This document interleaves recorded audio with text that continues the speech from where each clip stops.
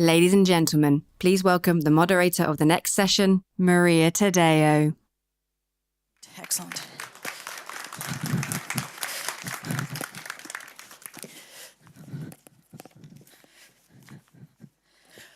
Well, hi, how are you? Good to see you. Okay, well, thank you very much for joining us on this session. And now we'd like to bring on stage Arancha González Laya, who is the Dean of the Paris School of International Affairs, Sciences Po, and of course, the former Spanish Foreign Affairs Minister. Also, we are joined by Jennifer Ewing. She is Strategic Advisor for the Republicans overseas, based in the UK. Greg Hans, he's Strategic Advisor to Daniel Křetínský and the EP Group, and he's also the former Trade Minister for the United Kingdom. We are also joined by Symeon Tsomokos. He is the founder and president of the Delphi Economic Forum. And last but not least, Maciej Witucki. He is president of the Polish Confederation, Lewiatan, a member of the board of the GLOBSEC, which of course has put together this wonderful conference. So thank you very much to all of you for being with us today. And when they told me I was going to moderate this panel and I saw the title, Navigating a Trade Dilemma for the European Union, how to make deals, keep alliances, and remain autonomous. I thought this is a great point because we're in the midst of trade negotiations. Everyone here knows between the United States and the European Union, there are active talks and potentially a deal or maybe big tariffs that could kick in. So Jennifer, if you don't mind, I would like to start with you because sometimes I find, especially in Europe, there's some confusion around what is the logic of the tariffs that the president has implemented and also made it very clear this is an instrumental part of the US economic policy. So I wonder if you could first explain what is the thinking behind. Sure. So I think you'd have to zoom out first and look at this new administration and what they are trying to accomplish. You've probably heard the term over and over again, America first. So what does that mean? It doesn't necessarily mean America alone, but what it does mean is that all decisions going forward under this administration are going to be made through the lens of, does it benefit American security and prosperity? So taking that into account with regards to tariffs around the EU, you will have heard over and over again, they think that they are unfair, in favor of the EU. That's number one. Number two, what we are looking for going forward with our relationship with the EU is just for them to carry more of their weight. We've heard that with regard to NATO and security. We also would like the EU to just become stronger economically because that makes them a better ally. So are these used as a political tool? Absolutely. But they're also used just as a negotiation point to start the conversations. To start the conversation. One thing I would just add, and what makes the discussions trickier with the EU than, for example, the UK, is this president and this administration does not actually like multilateral agreements. He likes bilateral agreements. So just by the definition of what the EU is, it makes it trickier. And Jennifer, can I just follow up very quickly? And I think this is your first time at GLOBSEC, so it is. Welcome. Thank you for having me. To Prague. There's one thing in particular, and you alluded to this, and I love that you went straight to the point, because you said for President Trump, it's the one-on-one, and he does not like very complex institutions, and the EU may be one. But do you believe there's an element, and this is a very important question for the Europeans, is there an element of animosity when it comes to the EU? Because when the Liberation Day tariffs were announced, he did say the EU, bad deal, so pathetic, it's tough language. For Europeans, they're not used to that kind of language. So is there a form of animosity, or we have to make a difference between the policy and the way that the president likes to talk from time to time? You're right. And even living in the UK, you can see how Americans are thought of. Even if you're the most eloquent, speaker, you're thought of as quite brash compared to the Brits. So you take that and multiply it by, the EU. And yes, so there's what Trump says, which is completely unsavory and quite unpresidential at times. And then there's what he does.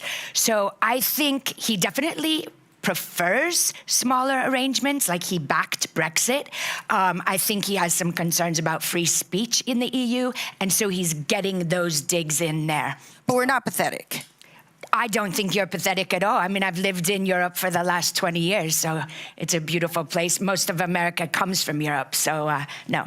So thank you very much. And perhaps, Arancha, if we could go perhaps to you, just perhaps a general response, but also how is the European Union, and of course you've attended many European meetings and you know Brussels very well, you were a minister in the Spanish government.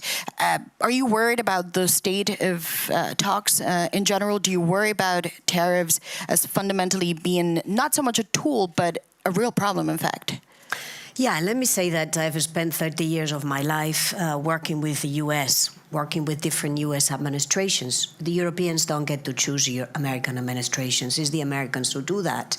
We just take this as the starting point of our relationship. Maybe we would love to be able to negotiate trade agreements with the governor of California. Would be maybe a little bit more sympathetic to the EU, but that's not the point. We work with whichever administration because we have a very important trade and economic relation. It's the most intense in the world. It's $4 billion traded both sides every day. It's big. And we have to take it seriously. Now, at the moment, let's say the relationship is not in a good shape. Okay. Now, I'm not going to comment on what the U.S. administration wants to do, hopes to do, is not doing, and is not getting. That's for the U.S. to do. I would like to concentrate on what the EU is doing to respond to what is clearly a very big unilateral attack on the U.S. side, on the trade side, let's face it.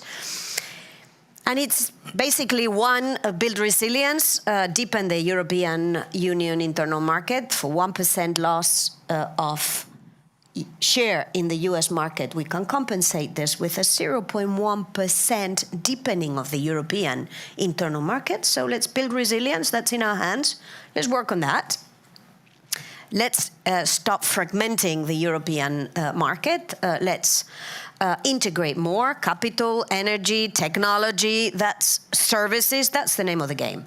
Number two is let's expand networks of agreements with those countries that want to get on with international trade worldwide. There is a long queue knocking at the EU door. Let's advance that.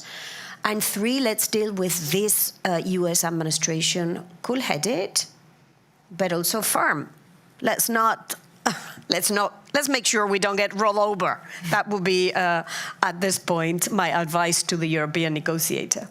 Well, thank you for that. And before we move on, I want to, as you can say, this is very frank, but also very polite. So we're also going to give you the floor to put questions. And there's also an app, the Slido, that you can use to present those questions if you prefer to do that. And I'm told the hashtag you need to use is GLOBSEC Forum MSCH. Before we continue and go perhaps deeper, here's a question for Mr. Hans. You know how the UK and the United States operate as a bilateral relationship. It's a very strong relationship between the two of them. The two have now cut a deal, which was done very fast in terms of trade and seem to have moved on. I wonder why you think that was done so quickly. What are perhaps the flexibilities that you have obtained? But also some argue the UK took a very pragmatic approach, but it could have been tougher too in defending the United Kingdom and dealing with the administration. So it decided to be pragmatic and not get into a battle with it. Perhaps the European Union is ready for a much bigger fight. So I wonder, what is your take?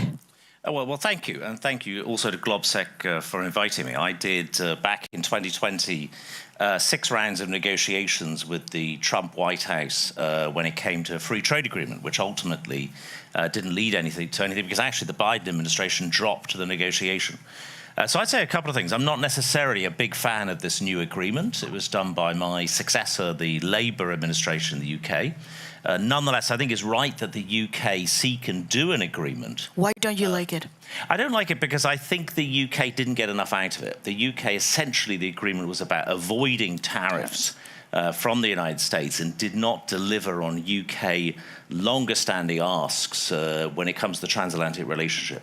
For example, on service industries, for example, mutual recognition of professional qualifications, for example, on business visas. These are all the things that I was negotiating with the Trump administration back in 2020 that did not feature. So I think the UK deal as such was really about avoiding tariffs or trying to reduce the impact. And I don't think that is a good way of approaching a trade negotiation, to simply avoid what the other person has been threatening you with. But nonetheless, broadly speaking, it's right that the UK seeks a deal with the United States. I think if I were the European Union, I would try and do the same. If I were the European Union, I would also accelerate its trade negotiations. Arancha talked about some of the successful EU trade. I used to sit on the EU trade FAC many years ago when we started discussing the Mercosur agreement. Now, the Mercosur agreement is still not actually in place, or still not actually in effect, 10 years after I was on EU trade FAC. My advice, if I'm not sure if people in Brussels would take my advice, as the former UK trade minister, would be to get on with those trade agreements. Do an agreement with India, do an agreement with Indonesia. I would also, if I were the European Union, think about joining the CPTPP free trade area, which the UK has done. That's been a flagship of our policy. And actually to join that, and if you like, marry the free trading world between Europe and all of the pro-free trade countries around the Pacific, like Japan, Australia, Canada, and actually that could be a really powerful thing going forward. So that would be the different approach that I would take. Can I just ask you, just a quick follow-up? You mentioned, I'm not sure, in Brussels, they would take my advice. In Brussels, some believe the United Kingdom basically just rolled over and took what was on the table in the hopes of avoiding escalation and those tariffs. They were very pragmatic on that front. Is that fair? Do you think that criticism goes too far? Well, I think, as I said earlier, I think there's some validity in that. Accepting and rolling over is not necessarily the same thing. I wouldn't quite say rolling over, but I think the UK could have got a lot more out of that agreement. And I think it's unrealistic that the UK is going to be able to do quickly a further agreement. It's all predicated on there being further agreements. Now, I know the USTR quite well, and I know capacity in the USTR. There's the US Trade Representative Office.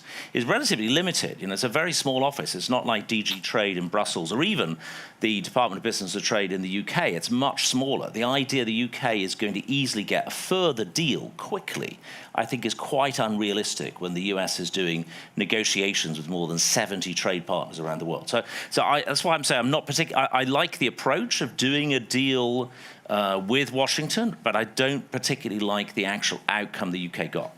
Well, thank you for that, and very candid. Symeon, you put together the Delphi Economic Forum too, so you are used to working with politicians, but also a lot of business players. I wonder, first of all, if you could perhaps share with us what you hear from the business community, because there's a form of anxiety that, the tariffs this time around, they're much worse than Trump won, and the president seems to be inclined to go for much bigger numbers than initially. So I wonder if you perhaps could give us a form of zeitgeist, but also from the business perspective. Do you believe the absolute priority, especially for the EU, has to be to get this deal done? Well, thank you very much for this invitation. I would like to thank the brothers in arms of GLOBSEC that invited me here. Before I come straight to the question, let me put in a perspective a few thoughts that I have, that Brussels, I think, it is in a very complicated situation at the moment, because first of all, we have to avert a transatlantic war, which is very important. On the other hand, we have to keep Washington committed to Europe's defense, and also we have to keep Washington engaged in Ukraine. So these are three issues which sometimes they don't go together. And this is why I think there's a confusion of that. Moreover, I think what Jennifer said before I liked very much, because we feel that there is a kind of a resentment from the US administration about Europe. I hope this will not come to an ideology, because sometimes we feel that there is a kind of a difficult situation between the two groups. And of course, the trade war heavily has an impact on the world economy, on inflation, on the US dollar, etc. So I hope that by July 9th, we're going to be able to find a truce with the United States on this. And of course, I don't want to be in the shoes of Commissioner Šefčovič, because he negotiates, but on the other hand, sometimes he does not represent the voice, the united voice of Europe, because of the different voices we have, in Europe, in the member states. Sometimes, the union's strength is lost when it's a unified voice is lost as well. So I think that he will be able, to find a way by July 9 to find the truth. So coming back to your question, I think we fear about the domino effect as far as tariffs are concerned. This is what the business people, think that perhaps if this is increased, if we don't find the situation by July 9th, I have a feeling that perhaps we are going to have a domino effect in many countries, which will hurt the economies, the local economies, will hurt the businesses, and this is the fear that we all have in the East Med. These are very big tariffs, yes, touching many areas. Now, this is you get a sense that the business community believes this is going to be much worse than anything that happened in Trump 1. If there's still no manufacturers in Greece which feel the pain already, mind you, and food products as well. But it's not only Greece. It's it's all the region that we fear that we're going to have a greater impact on this. Well, thank you for that. And Mr. Witucki, just he alluded to something that's very important. It seems that at times when it comes to U.S. policy, everything is sort of being combined into one. You have the war, you have NATO, you have the trade. These are separate topics. However, you can have a very tough conversation on trade, but that does not mean that you're not going to help Ukraine together. Do you fear there's a form of just too much all at once at the same time, and that's making things even harder? It may sound bizarre, but I like this pressure, in the sense of pressure was always good for Europe.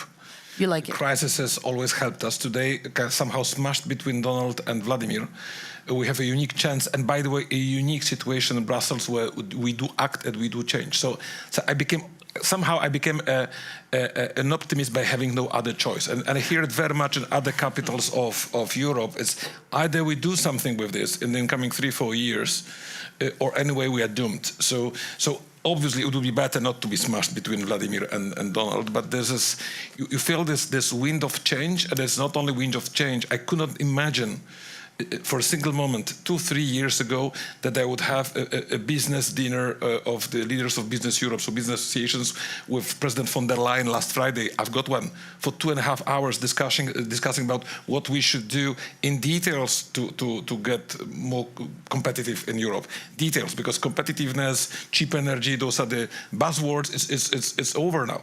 Today we have people hanging us a white paper, a piece of paper saying, okay, concretely, what do you want to do to make Europe stronger? So somehow this situation, it's like COVID, it's like the financial crisis before, but like just bigger.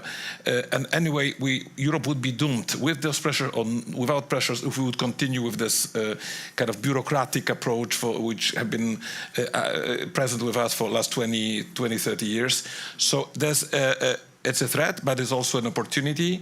We should be firm towards the US, so negotiating, obviously. But please remember, if you want to play this game, if Germany stops to export machine tools to the US, some of them, the US defense industry will stop. If we start to tax the GAFAs, it will be big problem. So again, nobody wants a frontal war, but we have arms in this war if it happens. So somehow, on one hand, I think that discussing with the U.S. administration, discussing with U.S. business, because businesses from both sides of Atlantic want to collaborate. We are interested to stay, to work together. And obviously using also this pressure and this opportunity to open other gates. Mercosur, India, Indonesia, those countries, they want to discuss with us because they don't want to be kind of find themselves Mongolian style in the middle of between Russia and China. So they look for the third way. We are the third way. But now getting back to the pressure and finish with this one, but we have to be more approachable in the sense of we cannot close those deals if we continue with values first. I don't want to demolish European values, but we are becoming more pragmatic under the pressure of Donald and Vladimir. So I'm getting, again, more optimistic about the fact that we will be capable to strike deals because we have no other choice than to open those other doors to other areas of the world, not only relying on the transatlantic relations. So a lot of pressure, but again, we would be doomed anyway. Today there's a chance that we solve it out just because we do act together, because this sense of urgency is there. And what my remark is, let's don't discuss that we need cheap energy and competitiveness. Let's discuss details, because today we have to go a step further, bringing solutions, not only claims and kind of calls to the commissioners. We have to help them as well on our side, on business side.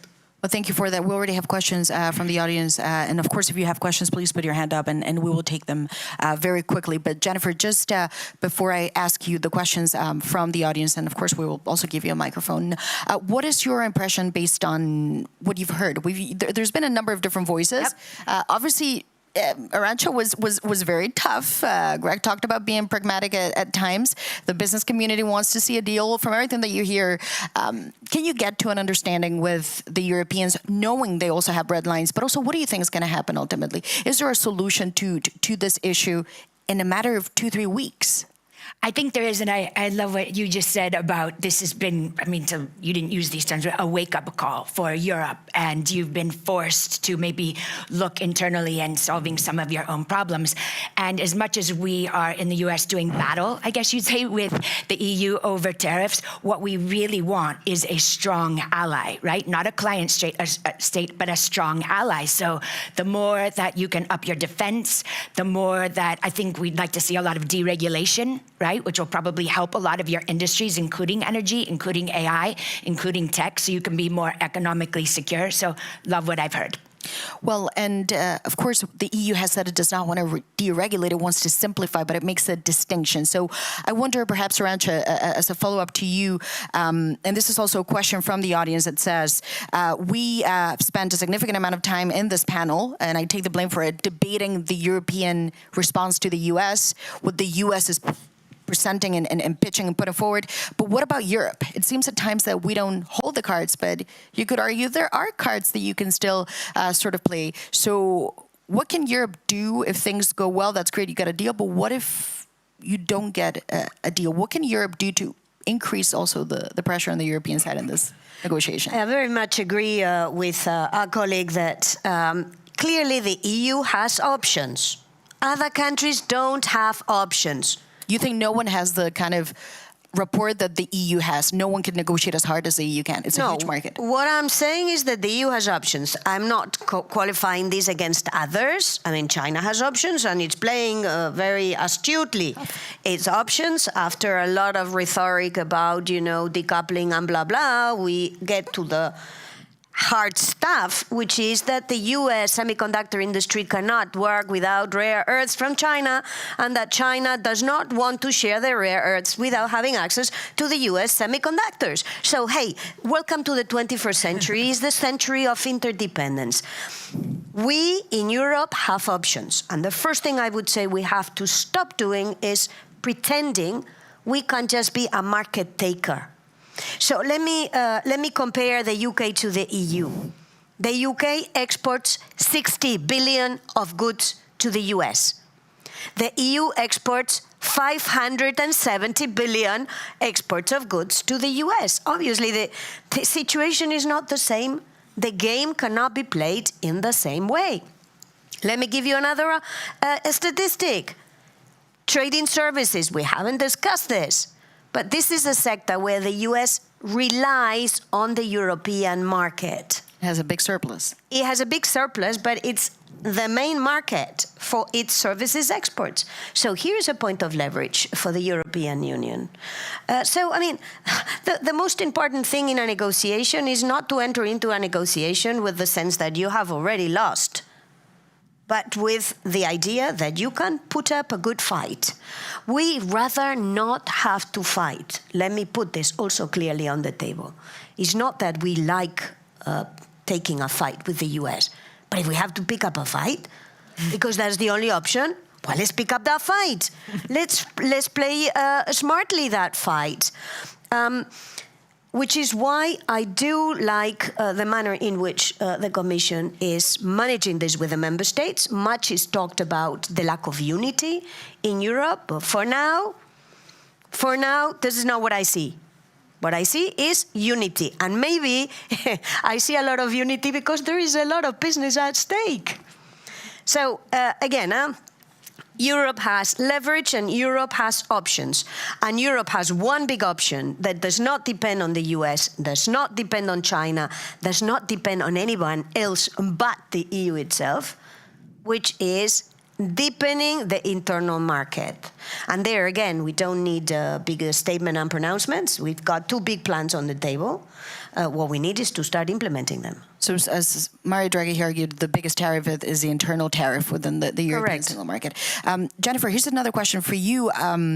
Putting you maybe on the spot, but it seems to some that President Trump is at times much tougher on allies than he would be on what are strategic rivals to the U.S. So when it comes to China, why are you not working closer with the European Union on dependencies and problems that you have both when it comes to Chinese overcapacity to the world and not work together instead of picking up all of these different fights with different jurisdictions? You know, it's why not be together tougher in China? And in addition from me, is the goal ultimately to isolate China from the world? Is that what the U.S. would love to see? Yes, to your second question, yes, absolutely. So build a wall around China? I believe it is. I believe that's what he's trying to do. And to go back to your first question, the reason why I think he's not getting everybody together in a formal way is because just like he doesn't like multilateral agreements, the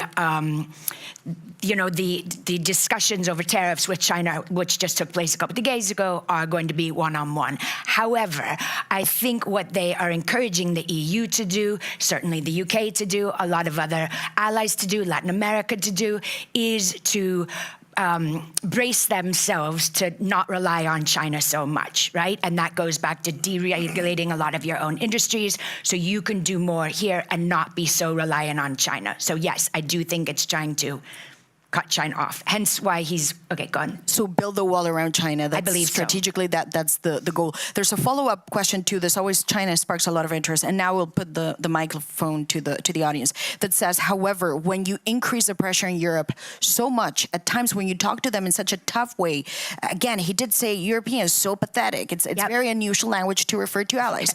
Don't you fear, however, that you're opening a major window for China? Well, I think if you look at the... Which would never use that language publicly. Okay.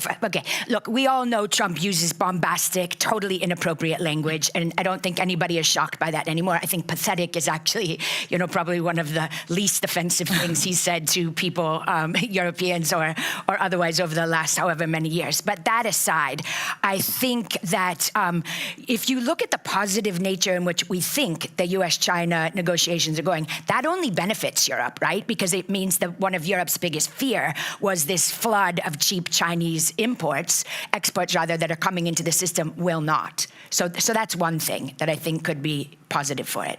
Wonderful. And then perhaps to go back to both the business community, but also perhaps the sort of nature of what we're seeing. Greg, again, we talked about the idea of building this Chinese wall. Some argue that is impossible now. China's too integrated into the global economy to do that. There's many interdependencies. But is this going to be good for the idea of the Western response to problems, or actually is this going to create tensions among natural allies? Because we've talked about the United Kingdom, European Union, obviously Brexit happened, the US. Is this a point of disruption for the West, or can it bring it together? We're going to see it in NATO very soon, but... I think that's a key question. I think one of the things that we've got to do is to hang together better. I mentioned earlier about the EU doing more trade agreements, thinking beyond just the China and the US. There's a whole, if you like, fourth world out there of Japan, what could be loosely be called the Anglosphere, Canada, Australia, that the EU should engage in more. I've suggested joining the CPTPP free trade area. I think that would be a very clever thing for the EU to do. Secondly, I think I'd probably look at getting one's own house in order a little bit more. I think Arancha talked about the move to deepen the single market. That sounds to me a sensible thing to do. But I would also think about your strategic industries. And at a time when, for example, steel and other parts of strategic industries in the EU are really under pressure, we face the same problem in the UK. I would be thinking there, not necessarily, it's not inconsistent with being pro-free trade to make sure that your key strategic industries are not suffering from an attack by both China and the United States. So overcapacity in China leading to excessive steel and aluminium exports and steel goods. The US kind of putting up its shutters is going to drive a lot of that into Europe. We've seen that with electric vehicles. So my advice would be to build up your strategic autonomy at the same time whilst becoming much more pro-free trade with, if you like, the fourth world that's out there, which is the pro-free trade part of the world that the EU is currently under-engaged with. And that's a perfect segue for my question to Symeon, because you and I were talking about this before we got on this panel, and you said, I really want to mention the idea that we have to reach out to also different countries. Absolutely. It's not just the EU, we have to reach out much bigger now. I cannot scale. agree more, with Greg. I think it has to be a marathon, that the European Union, Brussels, intensifies its effort to do agreements with all those countries that you mentioned. I mean, Canada and, the Mercosur, Africa, whatever. There is so much over there. And I think we have to work as business leaders. Europe, Brussels itself, they have to, do a kind of a marathon walk in order to create all those trade foreign agreements so that we increase, the business with all these areas. Of course, we have to do the internal reforms that Arancha mentioned, which are very important. And I would like to make a comment to Maciej, which is a very good comment, that Europe has, it's a wake-up call. I hope that we will get up from the bed as well, because sometimes we, turn off the ring and we keep sleeping. I think Brussels needs to do a major effort in order to create new trade agreements worldwide. This is my point. So you say not just wake up, because we've had many reports in the past year, but actually implement. That's getting out of bed. Mr. Witucki, here's a question for you, perhaps, putting you in the spot. It says here, when it comes to the positions that the EU should take, we've seen a number of countries have decided to be tougher. Some others have decided to be more pragmatic. This question says, should the EU not behave more like the Canadians? Play this much tougher? Would the U.S. say this is a matter of being tough? We can also be tough on you. We'll do dollar for dollar, basically, tariffs, equivalent in Europe. I think we already agreed on it. So, including cutting the machines working on the F-35s and the Dragon spaceships sent from Germany and Italy. And by the way, including a question on China, it's because we're in the crazy world of the kind of a bit crazy negotiations. Okay, we're going to see Comrade Xi and renegotiate with China. We have no other choice. We have to find ways. So they have an expression of Western world. There's no more Western world for the time being. Because for us, the allies are the Mercosurs, the Indians, the Indonesians, the Filipinos, and to some extent Chinese, if we have no choice. At least tactically, we should use this verbatim saying, oh, okay, you want to build the wall, we have no choice but to deal with the guys from Beijing, because otherwise we will have no markets. I know it's dangerous, but at least in the verbal side, you see how much this is all about emotions and statements. So I would not be shocked by European leaders saying we have no other choice than to travel to Beijing and to see if there are some arrangements. Sorry for being provocative, but it's about negotiations, about the TV shows and all those pathetic and not very complicated English, which is good for me because at least I understand fully the President of the United States.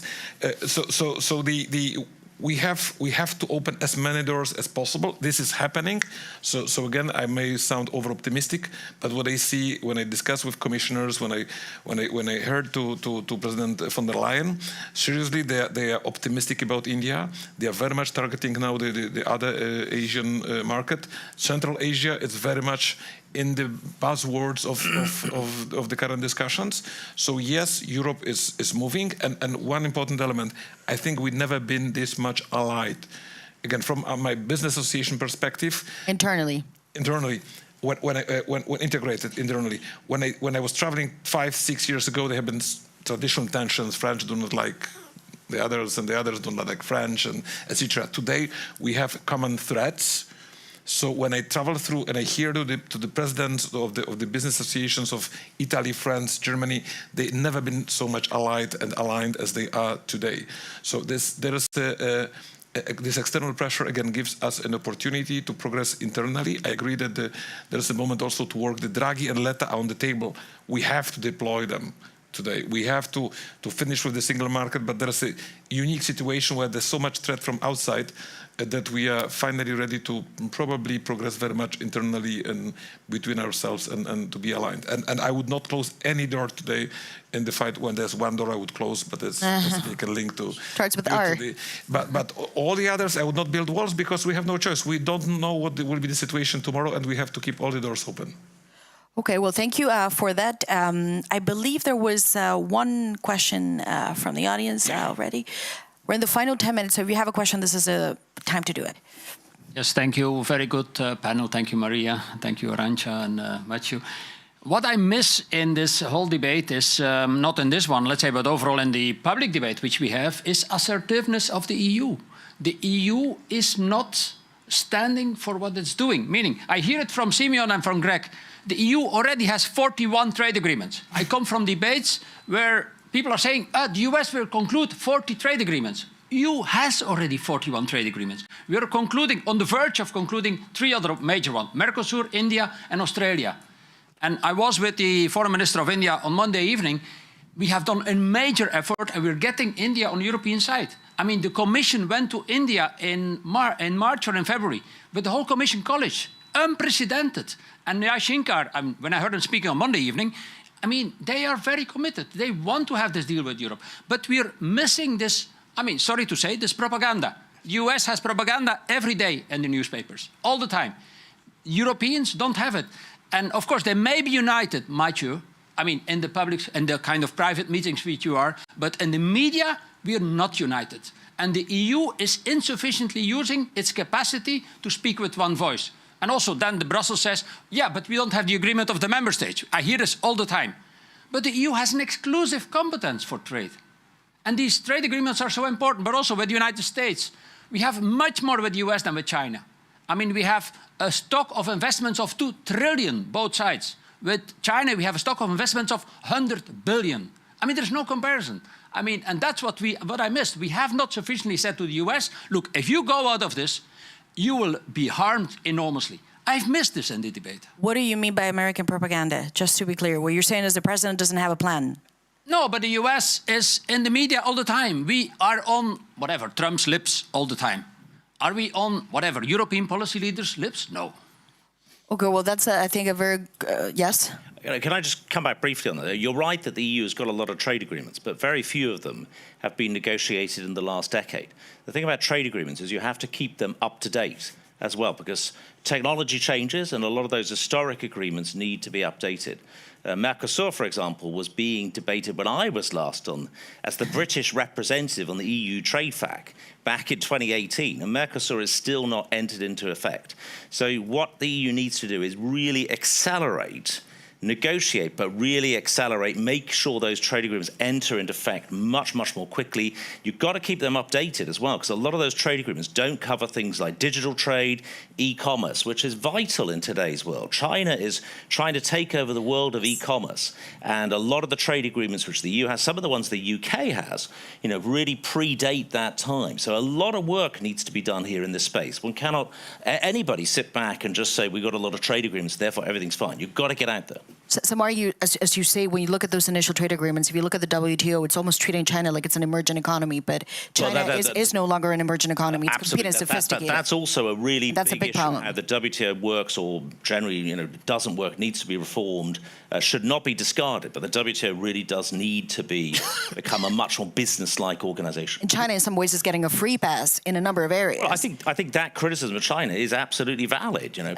being a developing country, the WTO is you know, that is. So the three of you agree on this. So why not work together? I go back, Jennifer, to that point. Then why not create a policy that doesn't antagonize? You heard it. General was very clear. He doesn't think the way the U.S. is treating the EU is fair nor polite. So why not work together? If all of you fundamentally agree there's a Chinese problem, maybe the EU is not the problem. Well, I think, again, to zoom out, what's happened is the election in November just presented something, a whole new world order, whatever you want to talk about, right? Is the United States feels that it was built on our middle class, as we call it middle class, not the UK calls it a middle class. The country is no longer working for those people. So people voted to make the United States work for its people again. And that's going to disrupt everything. It's going to disrupt all of the agreements we've had with other countries going forward, including China, including the EU, including the UK. And I think that's what you're seeing right now. With regards to the EU, I mean, that's why they're sitting down and saying, oh, these trade surpluses don't work for us anymore. We want something reciprocal. And by the way, we're also going to look into other things like your defense and free speech and that sort of thing. So I think everything's just being disrupted. It's almost too much to pay attention to. But you've got to look at it from that's what was voted for by the average American person. And if you ask them right now, they don't have a problem paying a little more for cheap Chinese goods that arrive on Amazon in 2 days. You think the American people they support the tariffs? I think the American people support short-term financial pain if that means long-term good-paying jobs for American workers come back onshore. That's why we bring our manufacturing onshore. That's why we release our energy, you know, all that sort of thing. So that's been tested. That is what people want. And what you say, if I understood correctly, is not just Europe, but the entire world has to understand that the president has an agenda that feels very strongly about. Yes. And there is going to be disruption for maybe a year or two, and you're going to have to deal with it. Exactly, and I wouldn't even just say it. It's not the president. I mean, it's the people that voted for him, right? Like, he went around for the last 4 years and asked people, what do you care about? A closed border and, you know, a better economy. So when it got down to looking at some of these trade agreements and tariffs, it turned out he didn't think it was fair. And so thanks to decentralized media, thanks to all sorts of different ways of people getting their information, the average American now is looking at some of these trade deals, whether it's Japan or the EU or whomever, and going, that isn't fair, right? And now it's a real populist movement. So it isn't the president's agenda, it's the people who have put him in power. And yes, it is going to be very disruptive. I have no idea for how long, and it could be very messy. And what you're saying, however, this is sort of a new America. It's hard to say it's a new America, but no, that's accurate. This is what's going to happen. That is exactly. There's been nothing in the past that you can compare it to. What your message is, you need to understand that we've now entered a completely new era. That is exactly correct. And the post-World War II world order no longer serves the average American worker in a multitude of ways that we can go into. And the Trump administration is trying to fix that. And it's not only just Republicans, it's actually a lot of Democrats, it's a lot of Hispanics, it's a lot of black men, and it's a lot of youth who realized that the way America had been going the last several decades was not working for the average American. Well, that's very clear, and we're running out of time. If there's a final question, this is the It's Vasilev from Bulgaria. Ah. Sorry, I don't have my glasses. Sorry, thanks. Yes, based on what you just said, it seems that we are entering a world where strength is the only thing that matters. And strength is the only thing that the US is going to understand. And that's why Canada got the best deal. They threatened to cut off the electricity, they threatened to cut off the gas, stop US industry, and they got the deal. So, do you think Europe should deal in the US in those terms, both the European side and the US side? So let me tell you first, in response to what Jennifer said, I do think that the American bottom 50% is suffering. Mm-hmm. But it's not suffering because the US has been ripped off. It's because the US has not done its homework. Since 1990, the US doubled the size of its economy. Since 1990, the 1% of America multiplied its wealth by 3. But since 1990, the 50% of the bottom of America only increased its wealth by 20%. And this is before inflation. So I'm asking myself, is more inflation for the bottom 50% of America what's going to improve their situation? Is turbulence that prevents investments in America going to improve the bottom 50%? I don't think so. But in any event, I'm not paid to argue the US corner. I just want to set the record straight, because if we keep on thinking that the problems of America will be resolved by the rest of the world paying tariffs, this is not going to improve the fate of America. Second point I wanted to put on the record. The US is not decoupling from China. It is not because it cannot. So let's stop pretending we are decoupling from China when we are not. 25% of the world intermediaries come from China. Huge amount of electronics, toys, furniture, textiles come from China or from the Asian value chains, which is why Donald Trump very clearly discovered he cannot decouple from China. Until now, it was de-risking. Now it's 10 steps towards decoupling, 20 steps back. So in Europe, we should not follow that line. We should not pretend we are going to be decoupling from China, because we cannot afford to do that. What we need is a functional relationship with China. A functional relationship with China where we agree on certain things and we profoundly disagree on certain things. And on those where we disagree, we have a mechanism to make sure we show a bit of teeth. But to your question, yes, we need to show a little bit more teeth overall worldwide. You know, this is why God gave us teeth.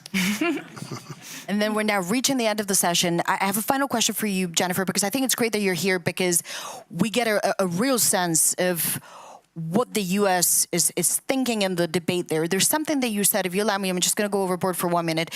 You said the president believes the world order that was established after the Second World War no longer works for the American middle class and the worker.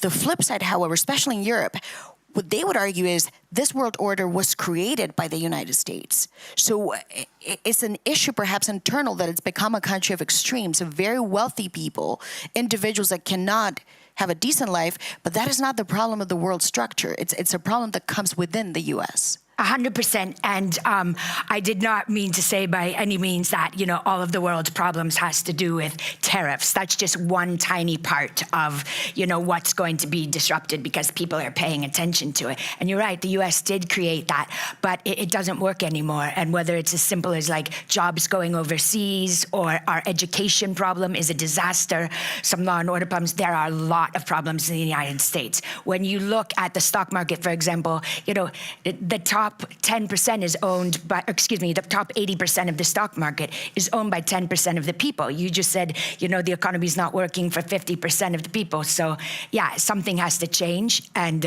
it will be messy for sure, but that's the lens everything's going to be put through: American prosperity and security. We're not going to be the world's policemen anymore. As you can see, we're not going to be spreading democracy around the world. We don't want to be involved in wars that do not, you know, benefit us. Well, thank you for that. That's very clear.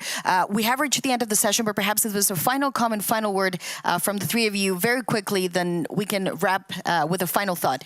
Perhaps I'm just going to say I disagree with Jennifer on one really important point.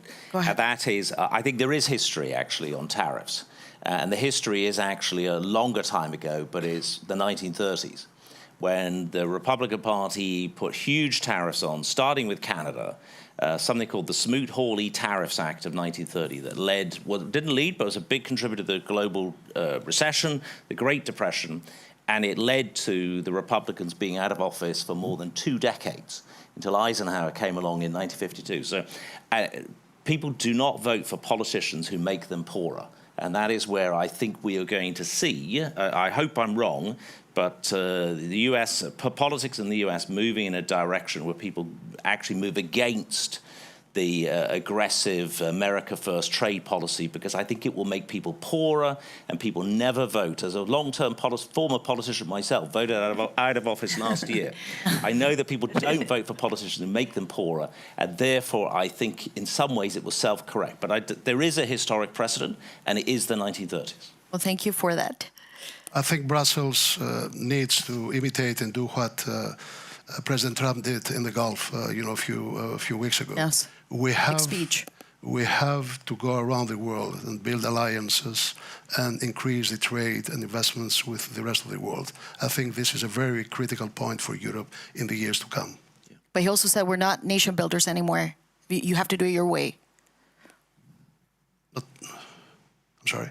He said we're not nation builders anymore. You have to grow, but you have to do it your way. I think we have to do it our own way, yes. And Mr. Witucki, final thought? I think we have arguments, we have strengths, we have teeth, and we have to cross-check facts. So it's a political statement, but the last and only time when the Article 5 was used, it was called by Americans when the Polish and Danish and French soldiers died in Afghanistan.